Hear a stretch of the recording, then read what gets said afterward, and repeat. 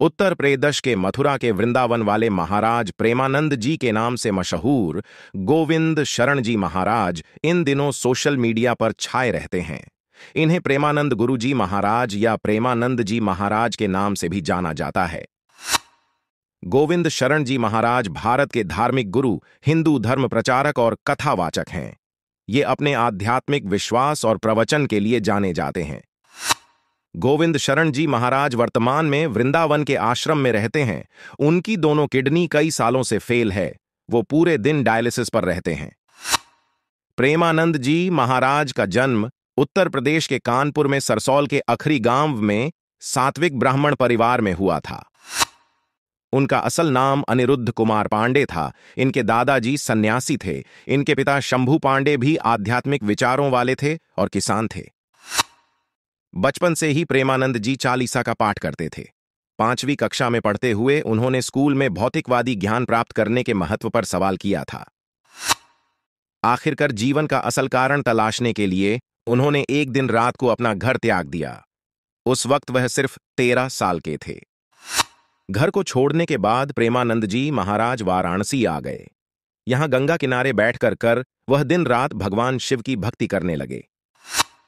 दान दक्षिणा में जो कुछ मिल जाता उसको खाकर अपना पेट भर लेते थे और किसी आश्रम में सो जाते थे। वाराणसी पहुंचकर उन्होंने नैष्ठिक ब्रह्मचर्य शुरू कर दिया था। उस वक्त लोग उन्हें आनंद स्वरूप ब्रह्मचारी के नाम से जानते थे।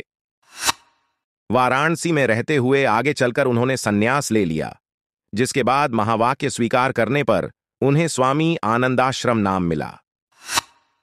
सन्यासी बनने के बाद उन्हें मां गंगा को अपनी दूसरी मां मान लिया और वाराणसी से हरिद्वार तक गंगा घाटों पर घूमते रहते थे और भक्ति में लीन रहते थे। अपने कई प्रवचन में प्रेमानंद जी ने बताया है कि वाराणसी में रहने के दौरान वह कभी एक जगह टिक कर नहीं रहे, ना ही उन्होंने खाने पीने और कपड़ों की चिंता की। वाराणसी में वह हर रोज पेड़ के नीचे ध्यान लगाते थे। इसी दौरान वह श्री श्यामा श्याम की कृपा से वृंदावन की महिमा की ओर आकर्षित हुए।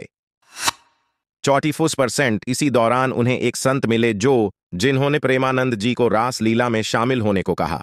ये रासलीला स्वामी श्री श्री राम शर्मा की ओर से आयोजित की जा रही थी।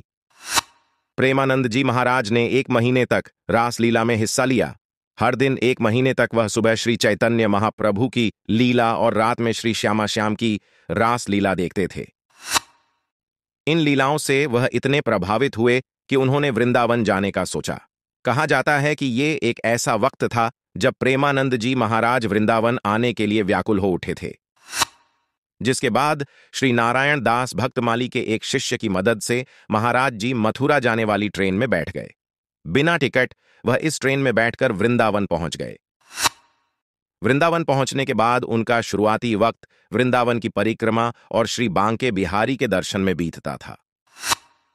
बांके बिहारी जी के मंदिर में एक संत ने उन्हें श्री राधा वल्लभ मंदिर जाने की भी सलाह दी। श्री राधा वल्लभ मंदिर पहुंचने के बाद यहां वह घंटों राधा रानी को देखते रहे।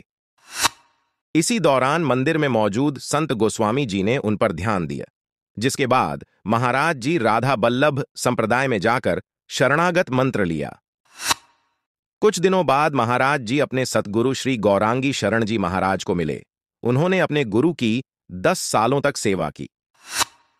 फिलहाल प्रेमानंद जी महाराज का आश्रम परिक्रमा मार्ग पुरानी कालीदाह वृंदावन में है। महाराज जी ने अपने एक सत्संग में बताया है कि उनकी दोनों किडनी पिछले 17 साल से फेल है। इलाज ना मिल पाने के कारण उन्होंने अपनी एक किडनी का नाम राधा और दूसरे का नाम कृष्ण रख लिया था। फिलहाल हर दिन उनका डायलिसिस होता है। उनकी उम्र फिलहाल 60 साल है। वह आज भी हर दिन सुबह 3 बजे वृंदावन की 10 से 12 किलोमीटर की परिक्रमा करते हैं।